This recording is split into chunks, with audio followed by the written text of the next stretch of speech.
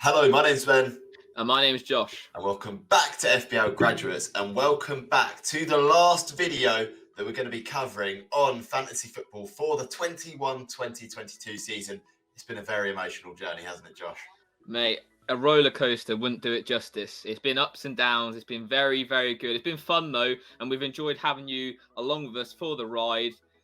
Ben turned out the last 3 game weeks. He turned it around. He's the FPL Graduates champion. Out of me and him, of course. How are you feeling, Ben? I mean, it wasn't looking like it was going to happen Absolutely for a long proportion of the season. So around sort of game week 33, 34, I was over 100 points off. And that sort of gap to make up in a short period of time generally doesn't happen. But the wild card was the key in this situation. I hit the wild card and gained at least 20 points every week and ended up finishing a good 20, 25 points in front of Josh by the end of it. So it just goes to show, chip strategy is crucial. You play them at the right times, you can make the gains in your mini leagues, and that's what's happened again. 3 years in a row, what can I say? Good. I thought I had this one in the bag. I remember going to Fest, and then Ray, one of our mates, you probably know him, Ray Creshy, he was like, "Oh, you're going to win it this year, Josh?" I was like, I don't know. Like, push for top 10k. I was like, I just want to beat Ben. It didn't even happen either way. But yeah, we're going to crack on into the video and show everyone our team of the years. So the players we've owned and accumulated the most points throughout this season. You can do this yourself on fploptimize.co.uk, I do believe. Just Google it. You'll find it. You just have to type your team ID in like live FPL. So we're going to run through it right now. Okay, so we're going to start off with my team, how I did this year. A key theme of this year was goalkeepers for me. I didn't have a very good year for goalkeeper picks, and that's probably why Ben Foster is in there as my top scoring keeper for the season. It's been quite ridiculous. I started off with like Melier in goal for Leeds. We all know how they defend. Went to Guaita, and it was at the period where he had a couple of hand injuries, that sort of thing. So Foster, a couple of times, has come off the bench and hauled massively for me.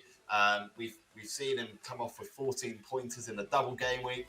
You know, a double-digit haul against Manchester United. So Ben Foster has come in and he's kind of saved me a little bit. If it had gone how 4 million keepers usually go in FPL, you know, who knows what would have happened. I wouldn't have very many points at all.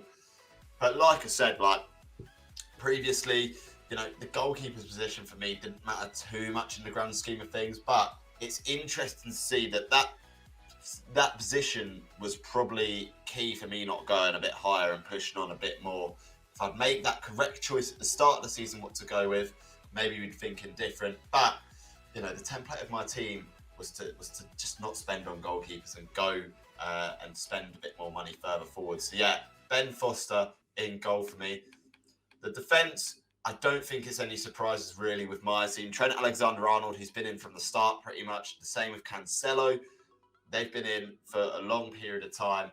And we got Rudiger in there with one captaincy, which is when he got me 12 points in a double game week, which wasn't ideal. He started one, got a clean sheet, rested in the other. You know what? I'll take it. Like, that third spot could have been like Rudiger. It could have been anyone really. But it's important for me that this season we got on the template players early. It was the obvious ones to go for, Cancelo and Trent. We knew that they were going to be sort of decent players this season. So I can expect them to be in and around my team come July when the fixtures are out and the game is out as well. Move on quickly into my midfield. This is where we see a few more captaincy picks and that sort of thing. Of course, Mohamed Salah. I've had him throughout the season. Took him out at the end of the season because, you know, injuries and that sort of thing forced the hand. But he's been fantastic this season again. Undisputed best player in fantasy football history. He's been unbelievable for so many years, breaking records left, right and centre. And he's been so consistent. Bruno Fernandez was a surprise inclusion for me. It turns out I've owned him for around 16 game weeks, which is quite a lot when you think about it. But obviously you've got to think there's a couple of double game weeks in there, and I did get him for a big captaincy haul. That was a big swing in the season. That Fernandez pick over Ronaldo in the double game week was huge. So there's a couple of really big captaincy calls from myself to get Bruno as captain, and that's why it's paid off. I captained him there, and I can't complain too much about it. He's got a lot of points in not really that many games. He wasn't very consistent this season. Jared Bowen, 102 points this season. Who would have thought that he'd come out and get so many points this season? He was one of the ones that just flew straight under the radar. Start of the season as well. He could have got so many more points there. His owners at the beginning of the season were so unlucky. The rest of us had Ben Rama. Bowen could easily have sort of challenged the Sons, the Salahs for that top points scored, which is ridiculous. Rafinha and Saka, ones that I've Rafinha owned in the first part of the season, happy with his contribution, but he just wasn't getting double-digit hauls, and it was so frustrating. And then he started blanking, so it was an easy move to Saka, really. And Saka, by the end of the season, became essential. I anticipate he will be very much template at the start of next season. Yes, Arsenal will have Europa League to play with, but Arteta's a great manager, and Arsenal, they are getting better. We banter them a lot on this channel, but they are very much getting better. Excited to see how Saka does next season. And then we'll move to the strikers and the bench. Harry Kane, didn't really own him at the start of the season because he wasn't banging them in first half of the season. Second half of the season was fantastic. And I think he's almost gone under the radar in terms of premiums. He's been really, really good in the second half of the season. Overshadowed by a certain other Spurs asset, but very decent. Antonio. Wow. I've never seen a player sort of be so good at the start of the season and then just no returns for the rest of the year. It was ridiculous. Could we have seen that come in potentially with sort of the injury history that surrounds Antonio? But like I said, for him to be in my team this season just shows how good he was at the start. And then on the bench, we've got Gaeta, who, like I said, it was a weird one. I owned him for a while, a lot of injury concerns and that sort of thing. So not many points. Rhys James, I got him in. I missed a couple of hauls from him, though, which is probably why he doesn't make it into my starting 11th team of the season. But, the fact that he's even in there with a shout is quite impressive. Tony, who was very patient at the start of the season with him, should have transferred him out earlier. And then he went on the good run of form. So it is what it is. He was probably one of the trolls of the season for me. And then Alonso as well. He hauled when I needed him to. I didn't own him for that long this season, but he came in there, got me some good points there. Josh, what are your thoughts? And are there any surprise omissions, any surprise players that you think, I didn't own this season that got a lot of points? Yeah, I think your team is interesting. Like, obviously you haven't seen mine yet, but compared to mine, I think that Ben Foster inclusion is something that maybe might have even made you higher than me just on his points alone. I haven't got a keeper scoring 44 points. I remember you getting his haul against United, as you mentioned, and then that 14-pointer as well. So they're pretty big points for such little value. And no other keeper for me was getting that sort of double-digit points at all throughout the season. I don't think I had a double-digit haul once. Maybe I think I had a 10-pointer from De Gea, and that was it. So yeah, keepers is an interesting position this season. I've seen it a lot of different other creators as well, because there were so many doubles this year. We hopped about in the goalkeeper position, and like that's just unheard of in years gone by. You should usually just stick to your keeper. You might change it on the wild card, but if it's a 4.5, like we've had Emi Martinez in years gone by, you just usually keep them for the whole season. So other than that, I think the surprise omissions, as you mentioned, would be probably Son. Not having Son in there is quite surprising. He's had a great season. Obviously, he won the Golden Boot. And then Andrew Robertson as well. Second half of the season, he way outperformed Trent. So I was surprised not to see both of them. But obviously, if you've got one, you're probably not going to have both with that in that sort of situation. Yeah, I mean, it's interesting because I don't actually think I owned Robertson all season. I didn't own the other key players, Ramsdale all season. I didn't own Son for a few weeks of this season, but it wasn't loads. Ronaldo I owned for 1 week in the season. There's been a lot of players who've got a lot of points who, I haven't owned. But it just goes to show, in FPL, you can't have everyone. You just got to make sure you jump on the right assets at the right time. And you just got to accept that you're going to miss hauls. You're going to miss points. because that's how FPL works. You just got to make sure you try and maximise it as much as possible. I feel like finishing 40k without, any of those players just shows it really. Exactly, yeah, and it's very good advice as well for next season, that because we're going to have an absolute plethora of amazing talent coming to the Premier League, like Haaland. Like, we're not even into the transfer window yet, and there's so many players coming in. We've still got all the players that we've got already, so trying to navigate having Haaland, Son, Salah, maybe Ronaldo or Bruno, like all of these players, it's just going to be impossible. So picking the best bunch is going to be really crucial going forward. And it's going to be interesting to see if these sort of players settle in early doors, or maybe you have to wait a little bit to see how they do. So moving on to my team of the year, obviously, as we mentioned at the start, I finished below Ben. I ended up finishing at 66k, which is actually my worst rank of the season. I was never lower than 62 from game week 1 to game week 37. And then on the last game week, I managed to drop a little bit further. So it was a disappointing end. And I've seen in like the Playmaker, they did a review of your season. I had 4 red arrows in the last 4 game weeks of the season. So I dropped from, I think it was 18k down to 66k in the last 4 weeks, which is terrible. It's an absolute apple crumble. But we're going to talk through it anyway, because if you said to me before the season started that I'd finished top 66k in the world, I'd have bit your hand off. So it's still a good achievement. So in goal, as we mentioned, Aaron Ramsdale for me, 34 points. I didn't get on him when he had that great run at the start to middle of the season. I got him a little bit after that, and then I think I held him for a period of about 10 game weeks where he didn't keep a clean sheet. So not great from him. Then into the defence, we've got Trent. Had him for the majority of the season, but not as much as Ben. As you saw, he had a lot higher points total. I went from Trent to Robertson, and I had them both for a part of that time as well. So I think going forward next season, it's genuine consideration that I might go Robertson over Trent. I think we've seen that Robertson's outperformed him toward the end of the season, but I think you need one of them anyway. Cancelo, of course, he's been fantastic. I think we've seen this season that it's been probably the least amount of pep roulette that we've had to play, especially in defence. They've had a lot of injuries back there and not as much rotation as we usually think with Man City. And as I mentioned, Andrew Robertson, he was my best performer in terms of points gained. I owned him for a good proportion of the last maybe 10 to 15 game weeks, and he was one of the shining lights in that time. 94 points in such a short period of time was great. And then Rhys James, 88 points, managed to pick him up for those big hauls, really, like the Newcastle game where he scored twice, got that clean sheet, had him then. And yeah, he's been a fantastic asset for me. And I think if he's fit, him and Chilwell, they're fantastic assets to own for Chelsea. Moving to the midfield, we've got Salah captain 20 times. It's actually crazy when you think about how many times you captained him. 458, so a little bit less than Ben.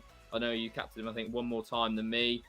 Son captained twice, 117 points. I had him right at the start and then right at the end and then not in the middle. So he got a few goals for me at the start. I remember him scoring on the game week 1 against Man City. I owned him for that. And obviously that captaincy haul against Norwich in the last game week 2. Jared Bowen on 99. Obviously, that big captaincy haul when West Ham had the double. It was either Bowen or Antonio. Me and you both went Bowen. That was one of the 50-50s that we actually agreed on. So it was a nice little result there. Saka as well. He's been a great player for me this season. Had him captained in the double when they faced Chelsea. He scored that penalty. So, yeah, he's been Mr. Reliable. He's only nailed Arsenal attacker, really. So I think next season we're going to be looking at probably like 7.5, 8 million for him.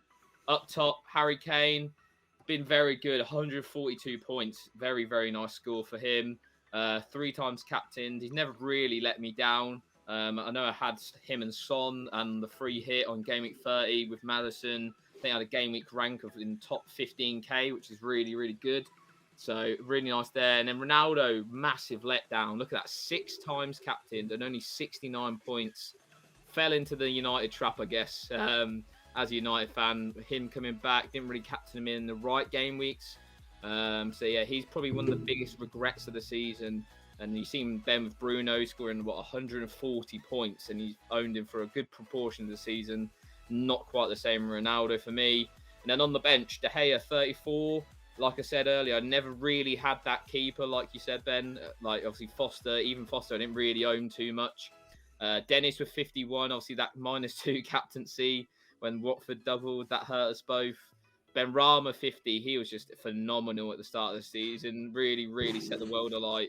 And then Marcus Alonso, 31. Again, if he ever plays, he's going to pick up some points. And that is his last FPL season, you'd think as well. So, yeah, so for me, it was a great season, but it just really let myself down in the last 4 game weeks where I'm looking at a top 10k finish, presumably, if I really push on. But in the end, just really fell off. And game week 37, I think I got 37 points when everyone else was getting 100 plus. So that game week, it was the Richarlison captaincy. It really done me over and didn't put me in good stead. But I will take it, considering all things considered. What's your thoughts, Ben? Is there anyone there that you think, that's like a big mistake, or think actually? I'd say the fact that you only owned Rhys James for a couple more game weeks than me and got double the points just goes to show how crazy owning Rhys James was. There's a lot of hauls. There was a lot of blanks in there as well. I think it goes to show as well. I think I hopped around a few more assets than you over the season. By the looks of like the spread of points that I've got a few ones on lower points. Obviously, I jumped on the assets at the right time. Like Richarlison, I owned for 1 game week this season, and that was game week 37. There's been a lot of players which I've hopped on for literally 1 game week before making another move. So I guess you just got to make the decision. Yeah, there's a couple of decisions you've got to make. First, if it's a short-term decision, how can you get them out quickly? If it's a medium-term decision, what are the fixtures like? And then it's a long-term decision. Is that player nailed in that team, and are they going to play every single game going forward despite the fixture? And I think the short-term decisions really helped me this season, and they were key to the finish, especially with Richarlison and that sort of thing. I think having Son in there, Salah, it's been a decent season regardless for both of us. But it's just those sort of 50-50 calls that have split us, really. Yeah, I think this season was probably full of them as well, because we had so many doubles. It was like those, I think that Bruno Ronaldo captaincy, I went Ronaldo, and then until the 93rd minute, it was better than Bruno. Then he goes and grabs a late goal. And then obviously that Richarlison, you went Richarlison, I went Danny Ings. Obviously Ings got benched, etc., etc. So a few 50-50 captaincies I definitely came off worse on. And I think there's a 20-odd point difference between us. So that's probably why. Especially that was Richarlison on its own compared to Ings. So yeah, it's one of those ones. But I think, next season, I think captaincy is something that I will definitely look at a lot more. I think it's definitely one of the most important areas. Yeah, so for me, last season, 55% on the captaincy returns, which is not bad. It's obviously it's better than half, but I think that could be a lot better. Like, although we've captained Salah so much, maybe on his down patches, especially after AFCON, do we need to captain him as much? Is there better players? So for me, that's a bit frustrating. I think clean sheets isn't too bad, 35% of the time. 73 out of 211 picks. I wouldn't really complain with that, considering I played 5-back quite a lot of the season. How did you get on with captaincy? I'm currently just comparing it to you. So my hit rate on captaincy was 62%. So it was that little bit higher than Josh's, and that's key, really. I'm sort of comparing the both. Our clean sheet percentages, the exact same, pretty much. Mine's 34.83%, so 0.2% off. In terms of goals, I had a couple more goal returns out of my midfielders and forwards, 32% for me. In terms of assists, very similar to Josh, 20%. Bonus 24.26, so very close. So it is literally the clean sheet, the goals and the captaincy, which go hand in hand, really, don't they? Yeah, literally, that Richarlison captaincy is probably the difference between our seasons, to be honest. If I captain him, we'd probably finish on a similar amount of points. So just go to show. But yeah, that sort of wraps up our seasons in a way. Ben takes it for the 3rd year running. Can't handle it. Free for me, none for anyone else. But no, it was a season where I got midway through and I didn't think there was a chance. There's a lot of variance that went into the season, and it's been a crazy season. So if you do have a rank sort of similar to ours, or better, or even just a slightly worse, like it's been a good season. It's been a tough season as well. The toughest, I think, of all our time playing FPL, that's for sure. Yeah, so many blanks to navigate and COVID and everything like that. So it was tough to finish, but it was a great season, and we'll be back next season. Don't you worry. It will just be a short break off, and we'll be bringing you loads of pre-season content. Me and Ben are planning to ramp it up next year. It's going to be the biggest and best FPL graduate season you are yet to see. So make sure you hit the subscribe and stick around to see more from us. Yeah, it's been a great season. Thank you for watching again throughout the whole season. Thank you for the support, and make sure to subscribe, like Josh said, like this video, and as always, I've been Ben. I've been Josh. And we'll see you guys next season. Have a good one, boys.